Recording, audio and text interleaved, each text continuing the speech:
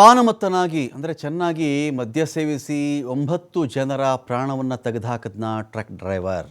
ಮೊದಲೇ ಮತ್ತೊಂದು ಅಪಘಾತ ಮಾಡಿ ಬರ್ತಾ ಇದ್ನ ಈ ಚಾಲಕ ಅಂತ. ಇವನು ಇಲ್ಲೇ ಬಂದು ಅಪಘಾತ ಮಾಡಿರೋದಲ್ಲ, ಇದಕ್ಕಿಂತ ಮುಂಚೆನೇ ಒಂದು ಆಕ್ಸಿಡೆಂಟ್ ಮಾಡಿಕೊಂಡೇ ಬರ್ತಾ ಇದ್ನ ಇವನು. ಮನಸೋ ಇಚ್ಛೆ ಗಾಡಿ ಓಡಿಸ್ತಾ ಇದ್ದದ್ದು. ನಾನಾಗಲೂ ಹೇಳ್ತಾ ಇದ್ದೆ, ನಾನು ಆ ವಿಡಿಯೋ ನೋಡಿದಂಥ ಯಾರಿಗೇ ಆದರೂ ಅವನ ವೇಗವನ್ನು ಜಸ್ಟಿಫೈ ಮಾಡುವಂತಹ ಕಾರಣ ಅಲ್ಲಿ ಯಾವುದು ಕಾಣಿಸ್ತಿಲ್ಲ ನಮಗೆ ಅಂತ. ಈ ಟ್ರಕ್ ಡ್ರೈವರು ಇಷ್ಟು ಸ್ಪೀಡಾಗಿ ಓಡಿಸೋಕೆ ಒಂದು ಕಾರಣ ಇತ್ತು ಅಂತ ಅನಿಸಲ್ಲ. ಪೂರ್ತಿ ರೋಡ್ ಖಾಲಿ ಇತ್ತು, ಅಲ್ಲಿ ಜನನೇ ಇರಲಿಲ್ಲ, ಆರಾಮಾಗಿ ಆ ಸ್ಪೀಡಲ್ಲಿ ಹೋಗಬಹುದಾಗಿತ್ತು ಅನ್ನೋ ವಿಷಯನೇ ಅಲ್ವೇ ಅಲ್ಲ. ನೋಡಿ, ಇವನೇ ಯಾರೋ ಒಂದು ಈ ಭುವನೇಶ್ ಅನ್ನೋನು, ಈ ಪಿಶಾಚಿ ಏನು ಬಂದಿತ್ತು ರೀ ಇವರಿಗೆ? ಯಾವ ಪಿಶಾಚಿ ಮೈ ಮೇಲೆ ಹೋಗಿತ್ತು ರೀ?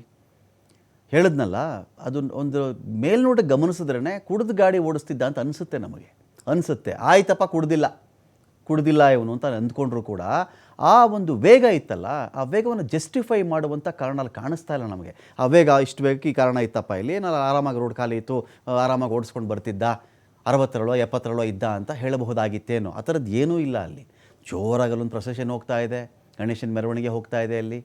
ಈ ಕಡೆ ಇನ್ನೊಂದು ರೋಡಲ್ಲಿ ಅಲ್ಲಿ ಜನ ಇದ್ದಾರೆ ನೋಡಿ. ಅಷ್ಟೊಂದು ಜನಸಮೂಹ ಇದ್ದಾಗ ಯಾವುದೇ ಡ್ರೈವರ್, ಯಾವುದೇ ಚಾಲಕ ರೀ, ಒಂದು ಕನ್ಸೈನ್ಸ್ ಹೇಳಿಬಿಡುತ್ತೆ ಅವನಿಗೆ. ಅವನೊಂದು ಜಾಗೃತ ಪ್ರಜ್ಞೆ ಇರ್ತಾರೆ, ಸ್ವಲ್ಪ ಸ್ಲೋ ಮಾಡು ಗಾಡಿ ಅಂತ ಹೇಳುತ್ತದು. ನಿಮ್ಮ ಮೈಂಡ್ ಹೇಳ್ತಾ ಇದ್ದಂತೆಯೇ ನಿಮ್ಮ ಕ್ಲಚ್ಚು ನಿಮ್ಮ ಬ್ರೇಕ್ ವರ್ಕ್ ಆಗಬೇಕಲ್ಲಿ. ನಿಮ್ಮ ಕ್ಲಚ್ಚು ನಿಮ್ಮ ಬ್ರೇಕ್ ವರ್ಕ್ ಆಗಬೇಕು. ಎಕ್ಸಿಲೇಟ್ರಲ್ಲ ಅಲ್ಲಿ ವರ್ಕ್ ಆಗೋದು.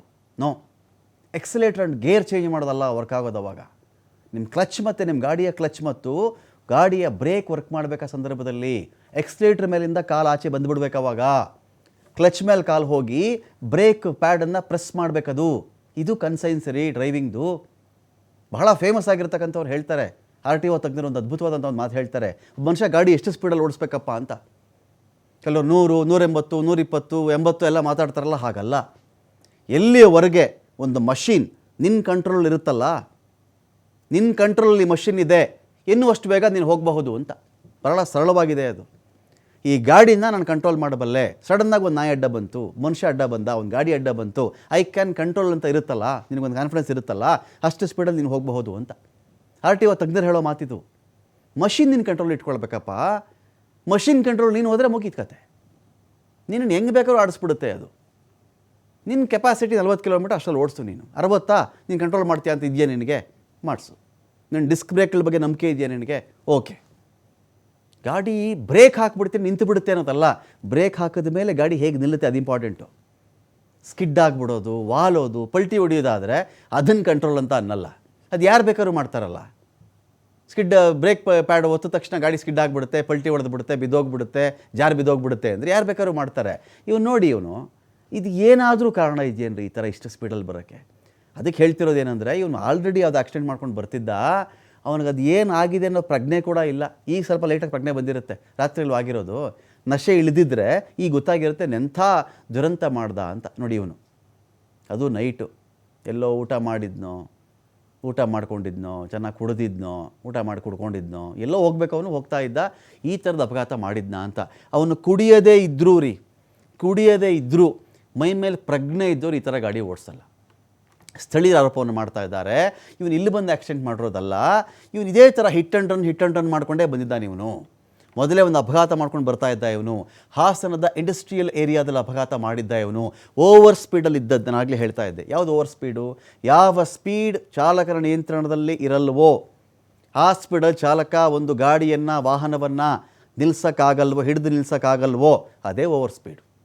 ಇದನ್ನು ಕಿಲೋಮೀಟ್ರಲ್ಲಿ ಬರ್ಕೋತೀವಷ್ಟೇ. 60 ಕಿಲೋಮೀಟ್ರು, 40 ಕಿಲೋಮೀಟ್ರ್ ವೇಗ, 50 ಕಿಲೋಮೀಟ್ರು, 90, ಅದಲ್ಲ. ಅವನ ಕಂಟ್ರೋಲ್ಗೆ ಮಾಡೋಕ್ಕಾಗಲ್ಲ ಗಾಡಿನ ಅಂತ ಹೇಳ್ತಾನಲ್ಲ, ಅದೇ ಓವರ್ ಸ್ಪೀಡ್. ಅದು ಸೈಕಲ್ ಆದರೂ ಇದೇ ಮಾತೆ ನಂದು. ಇಷ್ಟು ಸ್ಪೀಡಲ್ಲಿ ನಾನು ಹೋಗ್ತಾ ಇದ್ದೀನಿ, ಅಕಸ್ಮಾತ್ ನಾನು ಬ್ರೇಕ್ ಹಿಡಿದ್ರೆ ಬಿದ್ದೋಗ್ತೀನಿ ಅಂತ ಬರುತ್ತಲ್ಲ, ಭಯ ಬರುತ್ತಲ್ಲ, ಅದೇ ಓವರ್ ಸ್ಪೀಡು. 20 ಕಿಲೋಮೀಟ್ರ್ ಸ್ಪೀಡಲ್ಲಿದ್ದರೂ ಇದೇ ಮಾತೆ ನಂದು. ಸೊ ಈ ಥರ ಓವರ್ ಸ್ಪೀಡ್ ಮಾಡಿಕೊಂಡು ಆ ಎಂಜಿನ್ ಕಂಟ್ರೋಲ್ಗೆ ಸಿಗದೆ, ಇಡೀ ಮಷಿನ್ ನಿನ್ನ ಕಂಟ್ರೋಲ್ಗೆ ಸಿಗದೆ, 4 ಚಕ್ರ ಉರುಳಿಸ್ಕೊಂಡು ನೀನು ಯಾರ ಮೇಲೆ ಬೇಕಾದರೂ ಆ ಚಕ್ರ ಉರುಳಿಸ್ಬಿಡ್ತೀಯ ಅಂತ ಹೇಳಿದ್ರೆ ಏನು ಕತ್ತೀರಿ ನೀವೆಲ್ಲ ಸ್ಟೇರಿಂಗ್ ಹಿಡ್ಕೊಂಡು? ಆಕಸ್ಮಿಕ ಆಗುತ್ತೆ ರೀ, ನಾವಿಲ್ಲ ಅಂತ ಹೇಳಲ್ಲ. ನಾವು ಅಪಘಾತವಾಗುವ ಸ್ಥಳ, ಸಮಯ, ದಿನಾಂಕವನ್ನು ಮೊದಲೇ ಊಹಿಸಲಾರೆವು, ಅದಕ್ಕೆ ಅಪಘಾತ ಆಗೋದು. ಅಪಘಾತವಾಗುವಂಥ ಸ್ಥಳ, ಸಮಯ, ದಿನಾಂಕ ಮೊದಲೇ ನಾವು ಊಹೆ ಮಾಡೋಕ್ಕಾಗಲ್ಲ. ಅದನ್ನೇ ಆಕ್ಸಿಡೆಂಟ್ ಅನ್ನೋದು. ಅಚಾನಕ್ ಆಗೋದೇ ಆಕ್ಸಿಡೆಂಟ್, ಐ ಅಗ್ರಿ. ಬಟ್ ಒಂದು ನಾವು ನಮ್ಮೆಲ್ಲ ನಿಯಮಗಳನ್ನ ಅನುಸರಿಸಿದ ಆಚೆಗೂ ಅಪಘಾತ ನಡೆದು ಹೋಗುತ್ತೆ, ಏನೂ ಮಾಡೋಕ್ಕಾಗಲ್ಲ. ಓಕೆ, ಇಲ್ಲಿ ಈ ಸ್ಪೀಡ್ ಓಡಿಸೋಕ್ಕೆ ಇವನಿಗೆ ಸಕಾರಣಗಳೇ ಇಲ್ಲ ಅಲ್ಲಿ ಅಂತ ನಾವು ಹೇಳ್ತಿರೋದಿಲ್ಲಿ. ಟ್ರಕ್ ಚಾಲಕ ಪಾನಮತ್ತನಾಗಿದ್ದದ್ದೇ ಕಾರಣ. ಇದಕ್ಕಿಂತ ಮುಂಚೆ ಒಂದು ಆಕ್ಸಿಡೆಂಟ್ ಮಾಡ್ಕೊಂಡು ಬಂದಿದ್ದಾನೆ ಇವನು. ಅಲ್ಲೆಲ್ಲಾದರೂ ಹಿಡಿದು ಹಾಕಿದ್ದಿದ್ರೆ, ಇವನಲ್ಲೇ ನಾನು ತಡೆದಿದ್ದಿದ್ರೆ ಯಾರಾದರೂ ಇಷ್ಟು ಜನ ಸಾಯ್ತಿರಲಿಲ್ಲ ಅಂತ TV5ಗೆ ಮೊಸಳೆ ಹೊಸಹಳ್ಳಿ ಗ್ರಾಮಸ್ಥರು ಈ ಒಂದು ಹೇಳಿಕೆಯನ್ನು ಕೊಡ್ತಾ ಇದ್ದಾರೆ. ಆಕ್ಸಿಡೆಂಟ್ ಐತೆ, ಅಲ್ಲಿಂದ ಬಂದು ಆಟೋ ಪಾಸ್ ಐತೆ, ಬೈಕಲ್ಲಿ ಬಂದ್ಬಿಟ್ಟು ಸೀದಾ ಗುದ್ಬಿಟ್ಟು ಸೀದಾ ರೈಸ್ ಹೊಡೆದ. ಎಣ್ಣೆ ಡ್ರಿಂಕ್ಸ್ ಅವ್ನು ಅಭ್ಯಾಸ ಜೊತೆ ಸ್ಲೀಪರ್ ಇರ್ತಾರಲ್ಲ ಅವ್ನು ಮಾತ್ರ ಅವನು ಸೇರ್ಕೊಂಡವನಷ್ಟೇ. ಹೌದು ಸರ್, ಅಷ್ಟು ಮಾತ್ರ. ಓವರ್ ಸ್ಪೀಡಾಗಿ ಏನಾದರೂ ಬರ್ತಾ ಇದ್ನ? ಎಣ್ಣೆ ಡ್ರಿಂಕ್ಸ್ ಮಾಡಿದ್ದ. ಲಾರಿ ಓವರ್ ಸ್ಪೀಡಾಗಿ ಬರ್ತಾ ಇತ್ತು. ಓವರ್ ಸ್ಪೀಡು ಅಂತಂದ್ರೆ ಆ ಕಡೆಯಿಂದ ಕ್ಯಾಂಟರ್ ಗಾಡಿ ಅಂತ ಓವರ್ ಸ್ಪೀಡೇ ಬರೋದು, ಮೇನ್ ರೋಡ್ ಅಲ್ವಾ, ಹಂಗಾಗಿ ಬಂದು ಅವನು ಸೀದಾ ಏನು ಮಾಡೋನು ಅವನು. ಅಪಘಾತ ನಡೆದ ತಕ್ಷಣವೇ ಸ್ಥಳಕ್ಕೆ ಧಾವಿಸಿ ಅಪಘಾತ ನಡೆದಂಥ ಸ್ಥಳ, ಅಲ್ಲಿನ ವೆಹಿಕಲ್ಗಳು, ಆ ಒಂದು ವೇಗ ಎಲ್ಲ ಒಂದು ವಿಡಿಯೋ ನಾವು ಪ್ರಸಾರ ಮಾಡಿದ್ದೀವಿ. ಪ್ರಕಾಶ್, ರಾತ್ರಿಯಿಂದ ನಡೆದಿರ್ತಕ್ಕಂಥ ಎಲ್ಲ ಬೆಳವಣಿಗೆಗಳ ಬಗ್ಗೆ ಗೊತ್ತಿದೆ. ಪೊಲೀಸರು ಈಗ ಇವನು ಭುವನೇಶ್ವರನ ವಶಕ್ಕೆ ತೆಗೆದುಕೊಂಡು ಏನಾದರೂ ಇನಿಷಿಯಲ್ ಎನ್ಕ್ವೈರಿ ಮಾಡಿದ್ದಾರಾ? ಏನೀಗ ಗಾಯಾಳುಗಳ ಸ್ಥಿತಿ ಏನು, ಸತ್ತವರ ಮನೆ ಪರಿಸ್ಥಿತಿ ಏನು, ಏನಾದರೂ ಮಾಹಿತಿ ಗೊತ್ತಾಗ್ತಾ ಇದೆಯಾ? ಯಾಕೆ ಆಯಿತು ಇಷ್ಟು ಈ ಅಪಘಾತ, ಇಷ್ಟು ಸ್ಪೀಡಾಗಿ ಇವನು ಯಾಕೆ ಬಂದ ಅಂತ ಏನಾದರೂ ಗೊತ್ತಾಗಿದೆಯಾ ಅಂತ? ರಮಾಕಾಂತ್, ಒಂದಿಷ್ಟು ಈ ಪ್ರಕರಣಕ್ಕೆ ಸಂಬಂಧಪಟ್ಟ ಹಾಗೆ ಚಾಲಕನ ಮೇಲೆ ಸಾಕಷ್ಟು ಆರೋಪಗಳನ್ನ ಮಾಡ್ತಾ ಇರುವಂಥದ್ದು. ಯಾಕಂದರೆ ಚಾಲಕ ಲಾರಿಯನ್ನು ಓಡಿಸಿದಂಥ ಸಂದರ್ಭದಲ್ಲಿ ಸಾಕಷ್ಟು ಸ್ಪೀಡಾಗಿ ಬರ್ತಾ ಇದ್ದ ಅನ್ನುವ ಆರೋಪಗಳನ್ನು ಸ್ಥಳೀಯರು, ಅಲ್ಲಿನ ಮೊಸಳೆ ಹೊಸಳ್ಳಿ ಗ್ರಾಮಸ್ಥರು ಮಾಡ್ತಾ ಇರುವಂಥದ್ದು. ಯಾಕಂದರೆ ನಮಗೆ ಒಬ್ಬರು ಅಲ್ಲಿ ಹೇಳಿಕೆಯನ್ನು ಕೂಡ ಕೊಡ್ತಾಯಿದ್ರು. ಅವ್ರು ಹೇಳ್ತಾಯಿದ್ರು, ಬರ್ತಾ ಇದ್ದಂಥ ಸಂದರ್ಭದಲ್ಲಿ ಲಾರಿ ಸಾಕಷ್ಟು ಓವರ್ ಸ್ಪೀಡ್ ಆಗಿತ್ತು. ಓವರ್ ಸ್ಪೀಡಾಗಿ ಬೈಕಿಗೆ ಆಕ್ಸಿಡೆಂಟ್ ಮಾಡುತ್ತೆ, ಬೈಕ್ನವನು ಕೂಡ ಸ್ಥಳದಲ್ಲೇ ಬೀಳ್ತಾರೆ. ನಂತರದಲ್ಲಿ ಬ್ಯಾರಿಕೇಡನ್ನು ಗುದ್ದಿಸಿ ಮತ್ತೆ ಒಂದು ಸುಮಾರು 25ಕ್ಕೂ ಹೆಚ್ಚು ಜನರ ಮೇಲೆ ಆ ಲಾರಿ ಹರಿಯುತ್ತೆ ಅಂತ ಅಂದರೆ ಇನ್ನೆಷ್ಟು ಸ್ಪೀಡಲ್ಲಿ ಲಾರಿಯನ್ನು ಚಾಲನೆ ಮಾಡ್ತಾ ಇದೆ ಅನ್ನೋದು ಮೊದಲನೇದಾಗಿ ಇಲ್ಲಿ ಸ್ಪಷ್ಟಪಡಿಸ್ಬೇಕಾಗುತ್ತೆ. ಜೊತೆಗೆ ಸಚಿವರು ಕೂಡ ಇದಕ್ಕೆ ಸಂಬಂಧಪಟ್ಟ ಹಾಗೆ ಸಾಕಷ್ಟು ಒಂದು ರೀತಿ ಏನು ಆ ಲಾರಿ ಚಾಲಕನ ಮೇಲೆ ಆಕ್ರೋಶವನ್ನು ಕೂಡ ವ್ಯಕ್ತಪಡಿಸಿದ್ದಾರೆ. ಒಂದಿಷ್ಟು ತನಿಖೆಯನ್ನು ಕೂಡ ಮಾಡಲೇಬೇಕು, ತನಿಖೆಯನ್ನು ಮಾಡ್ತಾ ಇದ್ದಾರೆ. ಆದರೆ ಸಚಿವರು ಸ್ಪಷ್ಟಪಡಿಸುವುದು ಏನಂತ ಅಂದರೆ, ಭುವನೇಶ್ ಎಂಬ ಯುವಕ, ಈ ವ್ಯಕ್ತಿನೇ ಕೂಡ ಲಾರಿಯನ್ನು ಚಾಲನೆ ಮಾಡ್ತಾ ಇದ್ದಾನೆ ಅನ್ನುವ ಪ್ರಾಥಮಿಕ ತನಿಖಾ ಹಂತದಲ್ಲಿ, ಮಹಾಜರನ ಹಂತದಲ್ಲಿ ಕೂಡ ಗೊತ್ತಾಗಿದೆ ಅನ್ನುವ ಮಾಹಿತಿಯನ್ನು ಕೂಡ ಈಗಾಗಲೇ ಸಚಿವ ಕೃಷ್ಣ ಬೈರೇಗೌಡರು ಹೇಳಿರುವಂಥದ್ದು. ಇಂತಹ ಸಂದರ್ಭದಲ್ಲಿ ಈಗ ಹಾಸನ ಜಿಲ್ಲಾಸ್ಪತ್ರೆಯಲ್ಲೂ ಕೂಡ ಆತ ಇಲ್ಲ.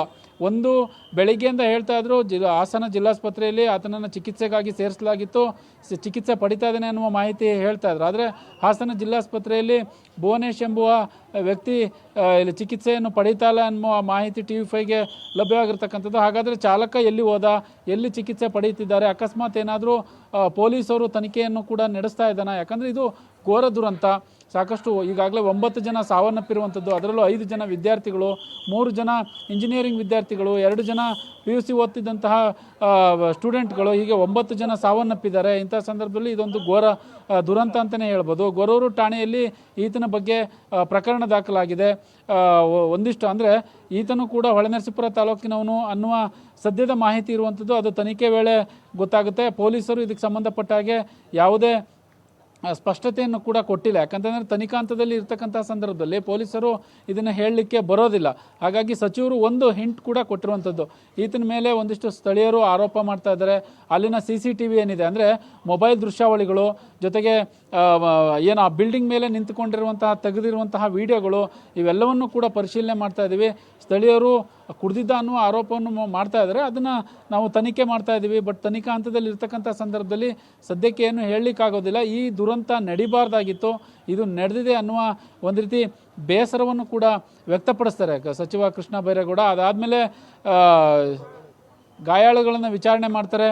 ಎಲ್ಲ ವೆಚ್ಚವನ್ನು ಕೂಡ ನಾವು ಭರಿಸ್ತೀವಿ, ಪರಿಹಾರವನ್ನು ಕೂಡ ಕೊಟ್ಟಿದ್ದೀವಿ ಅನ್ನುವ ಮಾಹಿತಿಯನ್ನು ಹೇಳ್ತಾ ಇರುವಂಥದ್ದು.